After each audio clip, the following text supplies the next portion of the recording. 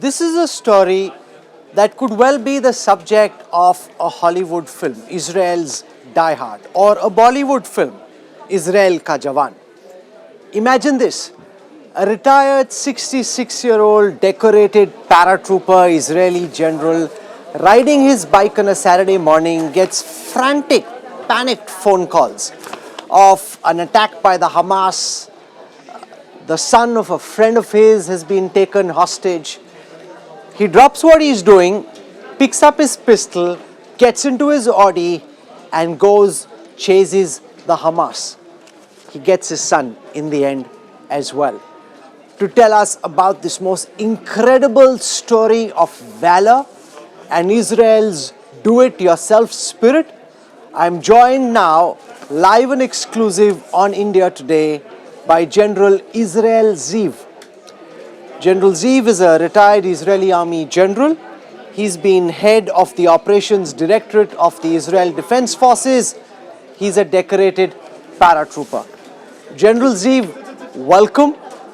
I'm the son of a military veteran myself. I had goosebumps as I was reading the story of your valor and what you did to protect your country and your people.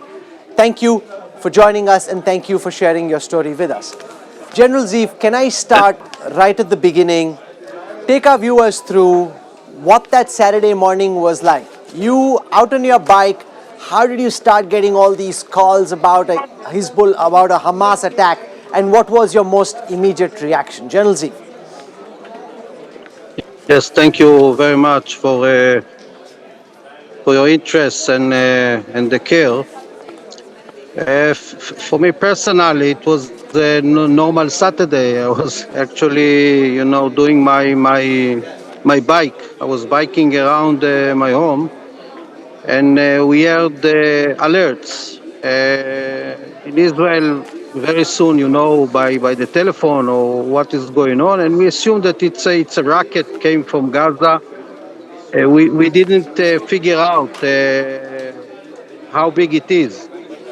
It took something like 1 hour to understand that we have something which is huge or very big or something that we haven't known for the past. So I didn't wait too much. This is what we are trained all our life. And I took my pistol because this is what I have. I took my uniform that are waiting for such occasions in the cabinet, and run down to Gaza to engage the troops and to see how can I help. The sites that I've seen, I realized that I've never seen such a thing ever before, not from Gaza, and in a way, not elsewhere. Maybe I saw it, in some battlefield, other places. Me myself, I was in Lebanon. The most important thing is that there were a lot of soldiers, police officers that really sacrificed themselves in order to stop the Hamas. We had a kind of 9 very difficult hours until the reinforcement came. General Ziv, there'll be many retired Army, Navy, Air Force officers in India who will be listening to this story and they'll be doffing their hats to you, saying, just imagine, here is a retired Israeli general, he's at home, he sees his country has been attacked, he gets his pistol, goes out, starts fighting the Hamas. When you got to the first site of confrontation, when you saw the Hamas in their dozens, these terrorists running rampage across your motherland, what did you see? How is it, according to you, that the famed Israeli defense, the kind of valor that we typically expect and the organizational structure that we expect from the Israel Defense Forces were missing in action that Saturday morning? Look, there is the personal story and the general story. I did not expect to see such a raid, a massive raid from the Hamas. This is something we haven't seen in the past, and it was a complete surprise, to see not just a terror attack, but really a military attack with huge numbers. They were everywhere. They were everywhere. I mean, I drove in my car and I engaged with some of our units in the field. Every, I don't know, 10, 20, 50, 100 meter, 200 meter, you could see them in squads.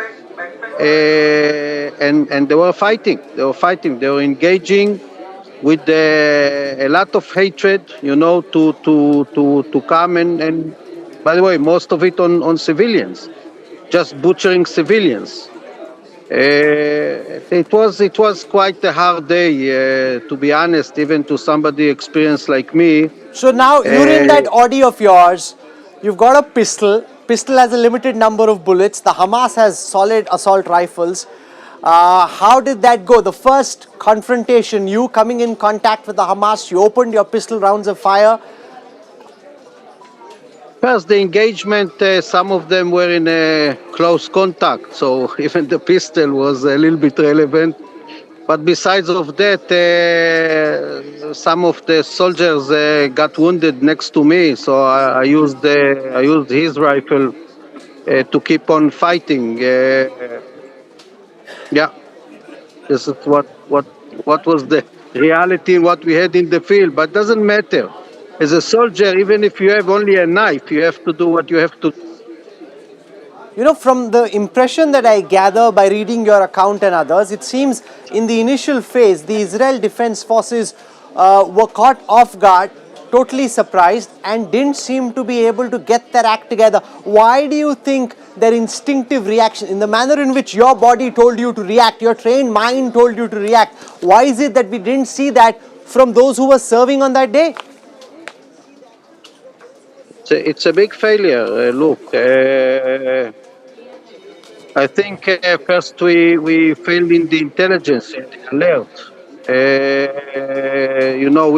We didn't read the signs, and we didn't read the amount, the quantity, how big it is. And second thing, the whole system collapsed because you are not just relying or supposed to rely on intelligence. Intelligence is very important. But still, we have a defense system heavily rely on the fence, the wall. We have a wall over there with a lot of sensors, a lot of technology, and I think we may have trusted too much that obstacle, and we were falling asleep, and they caught us, with our pants down. There's nothing good I can say about that. So you fought Uh, the Hamas yourself. You're arguably the senior most officer to have personally got into combat with the Hamas, and you've dealt with them, you said earlier, through your military career. When you look at the yes, level of of course. preparation of the Hamas, how do they compare with the Hamas of the past that you fought, with the Hezbollah who you say you took on in Lebanon? Did they seem better militarily organized, trained and prepared? Because the Indian army fights a lot of terrorists in Jammu and Kashmir and elsewhere. We don't see this kind of military precision, this level of planning, this level of organization from terror organizations. It almost seems as if at that time the IDF wasn't taking on a terrorist outfit, they were taking on an army, except as an army of terrorists. I agree. I know the Hamas very well. I fought them many times. Not only them, almost all our enemies around. I've never seen the Hamas in that level. I admit. It's a huge leap, and I think it's not just about them. I think it's very clear to see the Iranian fingerprint on their doctrine, on their planning. Even the plan itself, it's very similar to the plan that we know that Hezbollah is planning in the north. And it's kind of a copy-paste of the same plan. So yes, it's something that in the last year or so they have prepared, and unfortunately they have succeeded. They succeeded to surprise us, but we are trained enough to overcome, and this Sure. is what happened. It took us 24 hours, but we turned the whole thing back, took the control, took the initiative, and now the situation in the field, of course, is fully So let's come controlled by back to us. Saturday for a moment. You are running out of ammunition on your pistol. You pick up an assault rifle from an Israeli soldier who's injured. Then you open fire with that assault rifle. You actually go with a friend of yours to save his son, who's at that moment in a position where the Hamas is all around him. Can you describe that operation and what happened then? Look, once we finish with that specific group that tackled us, I continue to the next village. Unfortunately, a friend of mine, another general, there are a few, by the way, retired generals there. I'm not the only one. And he had a member of his family trapped in enclosed in one of the kibbutzim around in the kibbutz Nachal Oz. So we met together, and I went to help him to get together to the kibbutz Nachal Oz to engage with another unit, small unit, and release his family. Uh, so this is what we have done for the next kibbutz and the next kibbutz for the past few days. Yeah. So you actually, despite at this moment being a retired general of the Israel army, went into an active encounter, got out people who were caught in the midst of firing by the Hamas and brought them out. Ever since your story hit the international headlines, I want to tell our viewers that General Israel Ziv has become a bit of a cult hero in Israel and globally for his valor, for his do-it-yourself spirit. When the system is down, the individual stands up and fights back.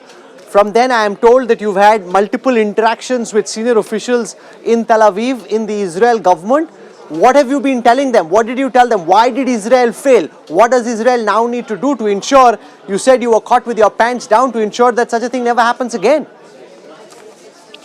First of all, let me correct you. I'm nothing but a hero. I'm not a hero. This is, when you are a soldier, you are a soldier. Doesn't matter what rank or what is your age.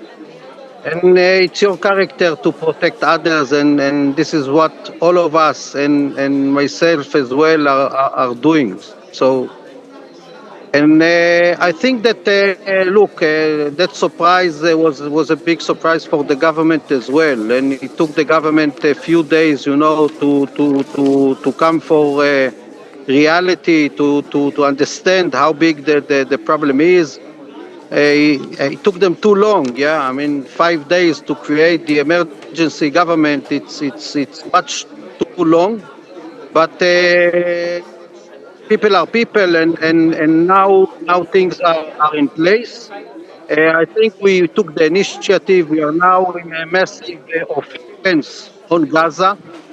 We gave our warning to the Hezbollah not to mess just now at this critical moment when we are attacking the Hamas. We still recover our casualties, but we have a big numbers. The numbers that have been published until now, it's not the whole numbers. We're still identifying bodies. We still see the horrified scenes. Okay. I was there, but when I went to the next day to see that, terrible to I see want that, you to very look hard. ahead, General Israel Ziv, and talk about your sense of the operation in the Gaza Strip. Now, you've got at least 150 Israelis hostages. You've got a situation where the IDF has found it difficult to maintain occupation of the Gaza Strip, which is why in the mid-2000s you came back. You left the Hamas to run the Gaza Strip. A street battle in a densely populated urban enclave is a military man's nightmare. How do you see that operation go? You're saying you want to raise the Hamas to the ground. How do you see this military operation proceed from here? Look, first of all, the hostages thing, of course, it's a big issue. And we have a special task force to deal with that.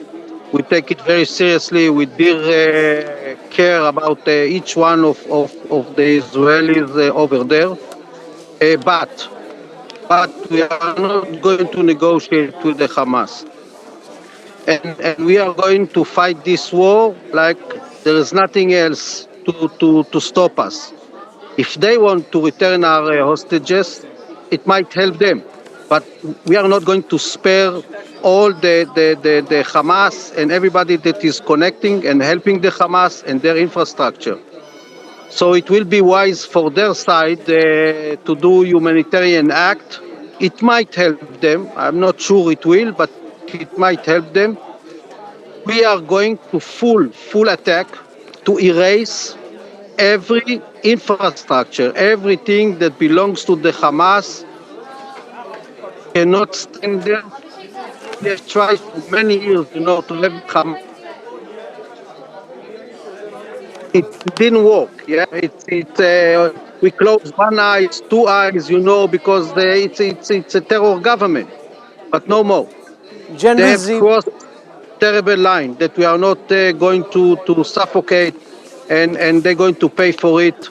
And we will not see and suffer any Hamas anymore in our next to our border. General Ziv, you said that you're not a hero. In every definition of how military heroes are defined, I'd say you're more than just a hero. You're an inspiration to your country, you're an inspiration to everyone who's listening to the story at this moment, and to so many military veterans in India who'd be listening to your story. They'll all say, as would I, hats off. Well done, sir. What an Thank you. incredible Thank you. fight Best back. regards for the Indian people. Thank you so We much, love them. General Israel Thank Ziv, you. Israel's diehard, for joining us on India Today, for narrating your story, and for your epic valor and bravery. Thank you, sir. If you like the video, do like, comment, share and subscribe.